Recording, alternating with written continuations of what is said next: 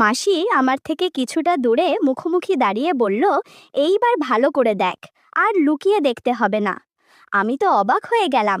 এত বড় তরমুজ আগে কখনো দেখিনি। হুঁক ছিঁড়ে বেরিয়ে আসতে চাইছে। সেদিন ক্ষেতের মধ্যে যা হলো তা কোনো দিন ভুলব না। আমার নাম বাবুয়া। সবাই আমাকে বাবু বলেই ডাকে। আমার বয়স 21 বছর। কলেজে পড়ছি। আমি বাবা মায়ের একমাত্র সন্তান। আমরা গ্রামে থাকি। আমাদের গ্রামে বেশ কিছু বিঘা জমি আছে। সেই জমিতে চাষ করা হয়। আমার বাবার একটা ছোট মুদিখানা দোকান আছে। বাবা দোকান চালায় আর কয়েকটা লোক রেখেছে জমি চাষ করার জন্য। যেহেতু বাবা দোকান চালায়, তাই মাঝে মাঝে জমিতে গিয়ে দেখাশোনা করে। তবে বেশিরভাগ সময় আমার মা জমিতে যায় আর সব কিছু দেখে। আমি পড়াশোনা করছি, তাই জমির চাষবাস নিয়ে মাথা ঘামাই না।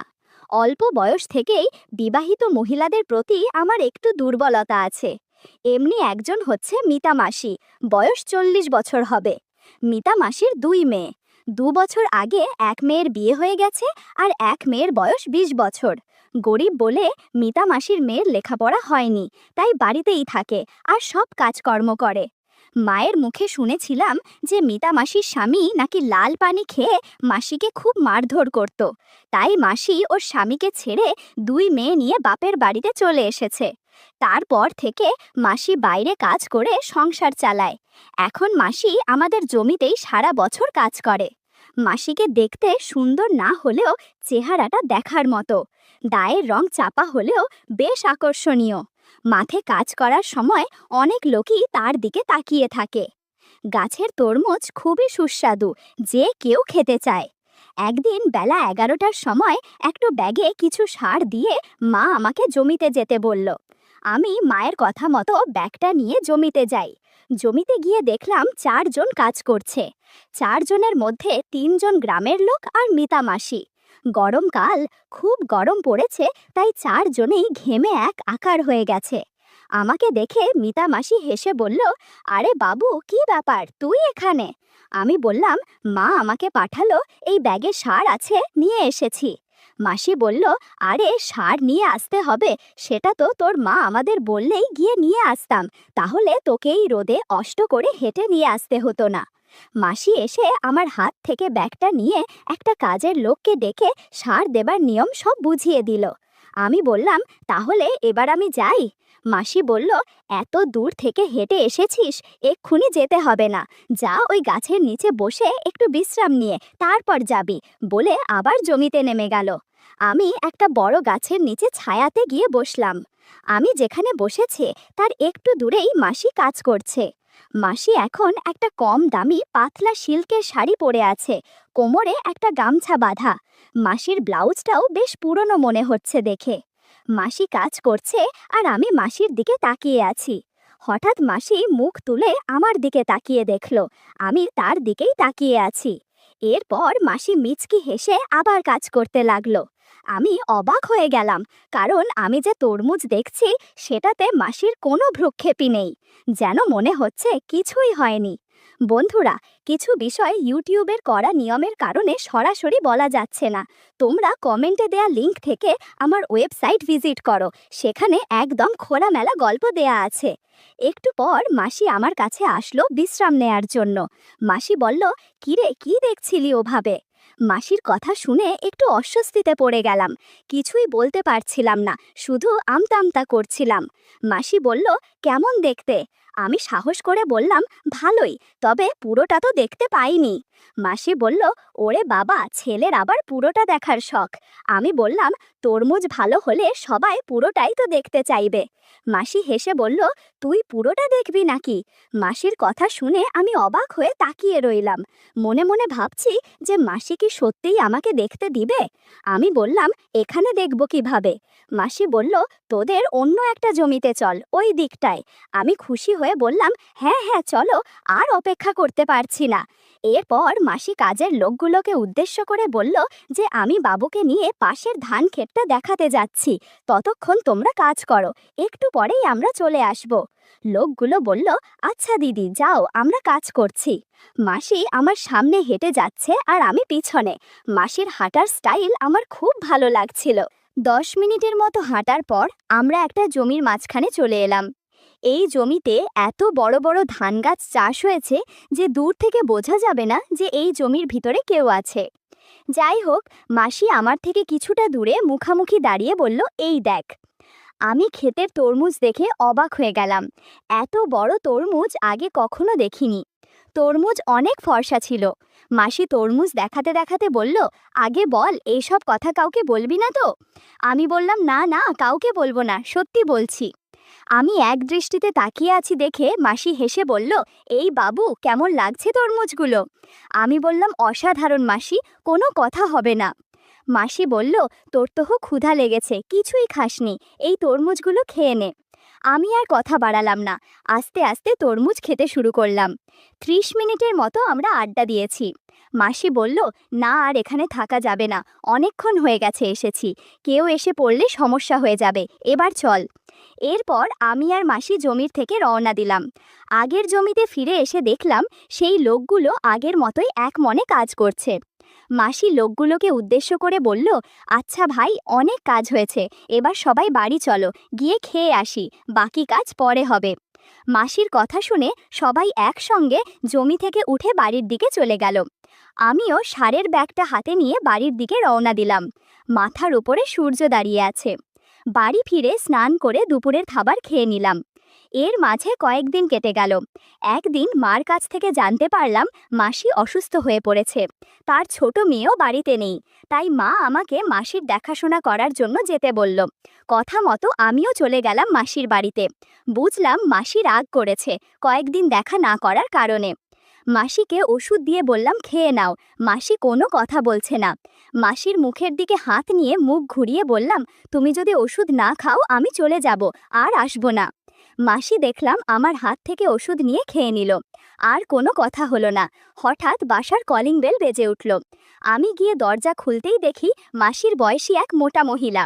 মহিলাকে দেখে চিনলাম না, তাই জিজ্ঞেস করলাম, কাকে চাই? উনি বললেন, মিতা নেই? আমি আছি বলে ওনাকে ভেতরে আসতে বললাম। গিয়ে মাসিকে বললাম, এক মহিলা এসেছে। মাসি দেখলাম ওড়না ঠিকঠাক পরে বলল ভেতরে নিয়ে যেতে। আমি গিয়ে ওই মহিলাকে বললাম, মাসি আপনাকে ভেতরে রাখছে। উনি যাওয়ার সময় ওনাকে ভালোভাবে দেখলাম, বেশ স্বাস্থ্যবান, শাখা সিঁদুর নেই। উনি ভেতরে ঢুকতেই বলে উঠল, ও মিতা, কেমন আছিস? উনি মাসিকে শোয়া অবস্থায় দেখে জিজ্ঞেস করল, মাসির কি হয়েছে? মাসি বলল, কলতলায় পড়ে গিয়ে কোমরে সামান্য ব্যথা পেয়েছে। আমি মাসিকে বললাম, তোমরা কথা বলো, আমি টিভি রুমে আছি। এই বলে টিভি রুমে গিয়ে সাউন্ডটা বাড়িয়ে দিয়ে মাসির রুমের সামনে এসে ওদের কথা শুনছিলাম। রিনু মাসি বলল, ছেলেটা কে রে মিতা, আগে তো দেখিনি। মিতা মাসি আমার কথা সব বলল, কিন্তু মাসিকে সেদিন খান ক্ষেতের ঘটনা বলল না। রিনু মাসি চুপি চুপি বলল, ছেলেটা কিন্তু হ্যান্ডসাম, আমি হলে তো কবেই বন্ধুত্ব করে ফেলতাম। আসলাম অনেক দিন পর তোর সাথে গল্প করতে, আর তুই কিনা বিছানায় পড়ে রইলি, আমার মনটা কেমন যেন করছে। মিতা মাসি বলল, তোর মুখে কিছুই আটকায় না, ওর অবয়স খুব বেশি না, আর আমি ওকে দিয়ে কিছু করাবো না, জানাজানি হলে কি হবে ভেবেছিস? রিনু মাসি বলল, কেন, ওর কি ক্ষমতা নেই? ওকে দেখে তো মনে হচ্ছে ভালোই শক্তিশালী। আমি ওদের কথা শুনছিলাম আর মনে মনে খুশি হলাম। যাক, একসাথে দুজনকে বন্ধু বানানো যাবে। একটু পর আমি টিভি রুমে ফিরে এলাম। কিছুক্ষণ যেতেই আবার বেল বেজে উঠল। খুলে দেখি মা দাঁড়িয়ে। মা ভেতরে ঢুকে মাসির রুমে গেল। আমি মাসিকে বললাম, আমি তাইলে মাসির জন্য কিছু ওষুধ নিয়ে আসি। রিনু মাসি বলল, ওষুধ কোথা থেকে নেবে? আমি ঠিকানা বলতেই রিনু মাসি বলল, ভালোই হলো, পথে আমার বাড়ি পড়বে, আমাকে মামিয়ে তুমি ওষুধ আনতে যেও। বাড়ি থেকে বের হয়ে ট্যাক্সি না পেয়ে রিক্সা নিলাম। মাসির কারণে রিক্সাতে দুজনের বসতে একটু কষ্ট হচ্ছিল, আর মাসি তা বুঝতে পেরে কোনো মতে চাপাচাপি করে বসলো। মাসি আমার সাথে কথা বলতে লাগলো, কি করি না করি এইসব। মাসির কথা থেকে জানতে পারলাম মাসির স্বামী গত হয়েছে প্রায় 8 বছর। এক ছেলে এক মেয়ে, দুজনই বিবাহিত। ছেলে দেশের বাইরে পড়াশোনা করতে গিয়ে ওইখানে বিয়ে করে সেটেল হয়েছে, আর মেয়ে শ্বশুর বাড়ি থেকে এসে দেখে যায় বাড়িতে একটা কাজের মেয়ে রয়েছে যে সব কিছু করে দেয়। মাসির হাবভাব তেমন একটা ভালো লাগছিল না। রিকশায় ভালো করে বসার বাহানায় জাদুর লাঠিতে বারবার ধাক্কা দিচ্ছিল। কিছুক্ষণ পর মাসি বলল, আমি সামনেই নেমে পড়ব, যদি কিছু মনে না করো তাহলে তোমার নাম্বারটা দেবে, যদি কোনো প্রয়োজন হয় তাহলে তোমাকে ফোন করব। কি আসবে তো এই মাসির বাড়িতে? বললাম, যদি সময় পাই তো অবশ্যই যাব। আর মনে মনে বললাম, তোমার সেবা যত্নও করব। মাসিকে নাম্বারটা দিলাম।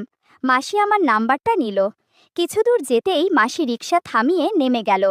মাসিকে বিদায় জানিয়ে আমি রিকশাতে ওঠার পর মাসির দিকে তাকাতেই কেমন জানি অদ্ভুত চাহনি দিল চোখে মুখে।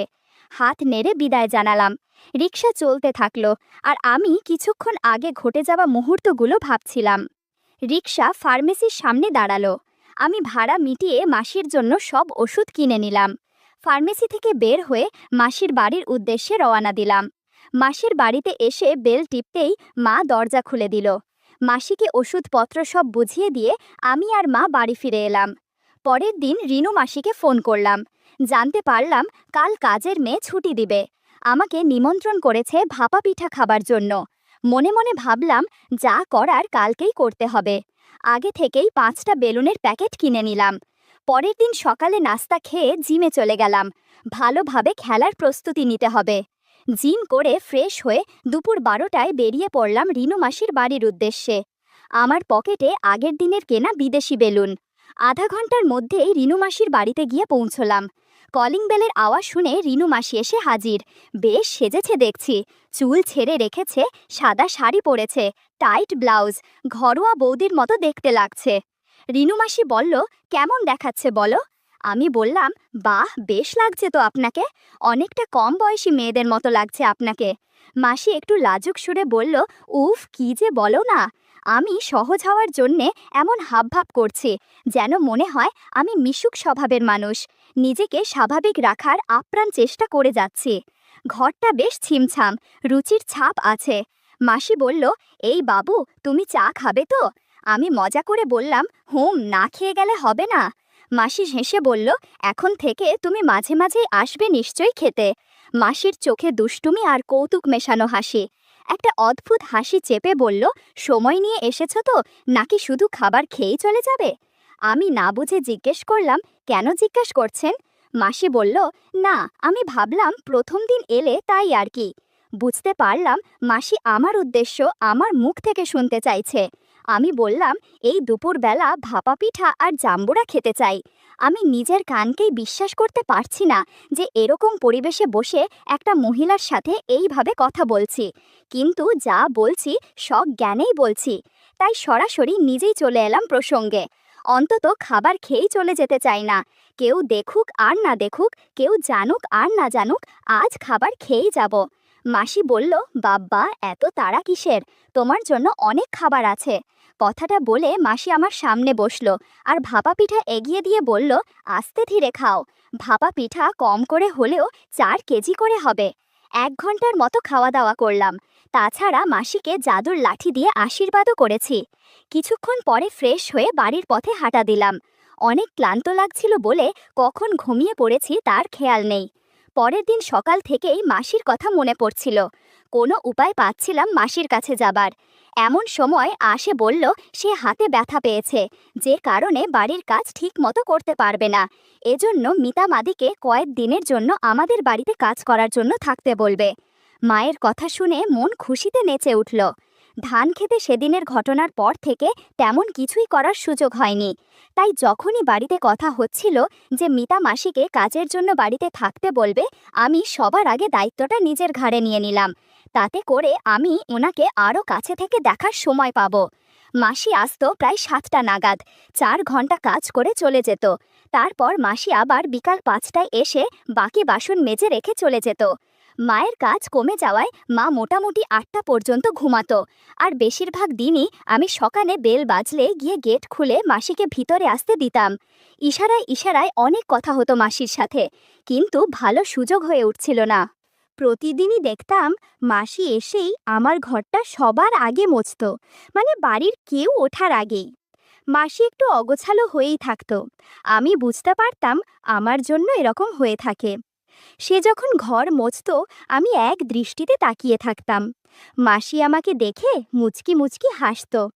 একদিন মাসিকে বললাম, সেই কবে জাম্বুরা খাইয়েছ, আর তো দিলে না। মাসি বলল, ইস, খুব শখ হয়েছে বাবুর।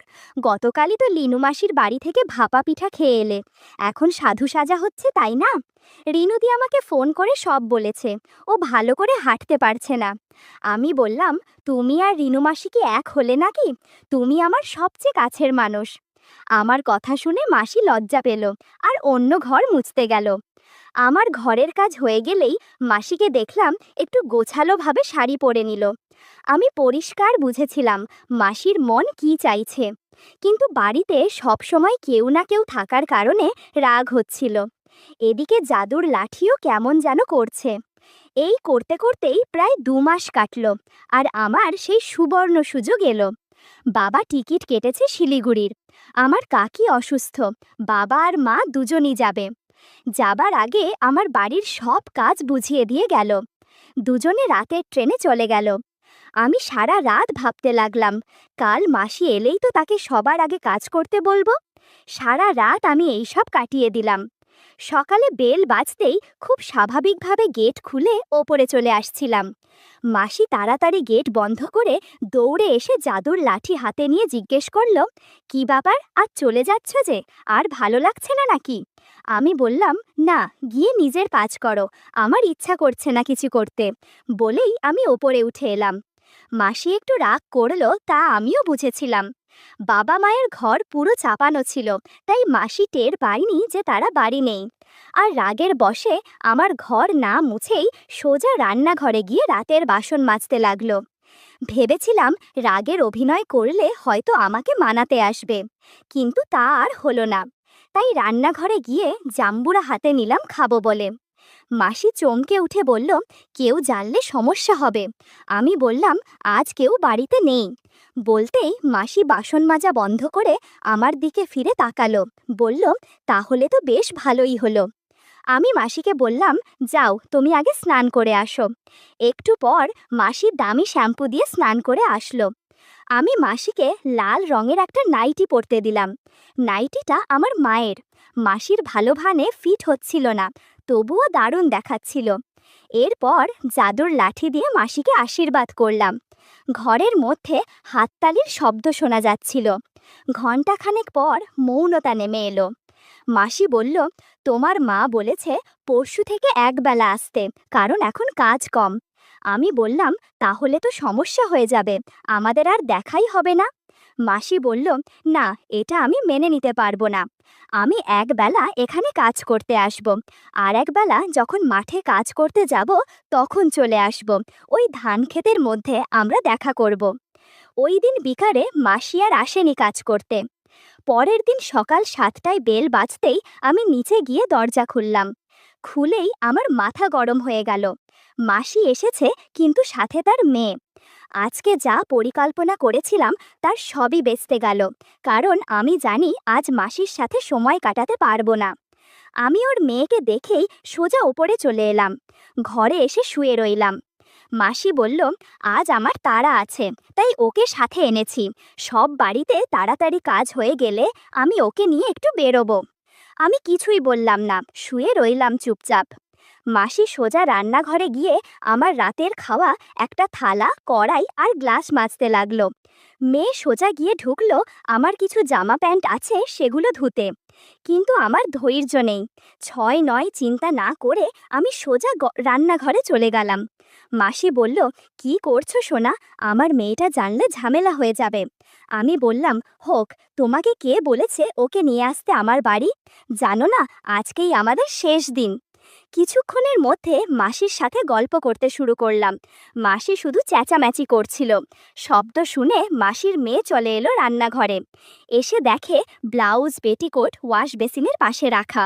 আমি মাসিকে বললাম, ও আমাদের গল্প করতে দেখে ফেলেছে, তুমি ওকে রাজি করাও। আমার কথা শুনে মাসি তার মেয়েকে রাজি করাতে চেষ্টা করলো, কিন্তু প্রথমে রাজি হলো না। যখন আমার জাদুর লাঠি দেখলো তখন আর না করতে পারল না। 4 ঘন্টার মতো আমরা গল্পগুজব করেছি। আমি বললাম, বেশ হলো, তোমরা দুজন কাল থেকে ধান খেতে চলে আসবে, আর টাকা পয়সার ব্যাপারে কোনো চিন্তা করো না, দুজনকেই অনেক বকশিশ দেব। কথাটা শুনে দুজন হাসতে হাসতে বাড়ি চলে গেল।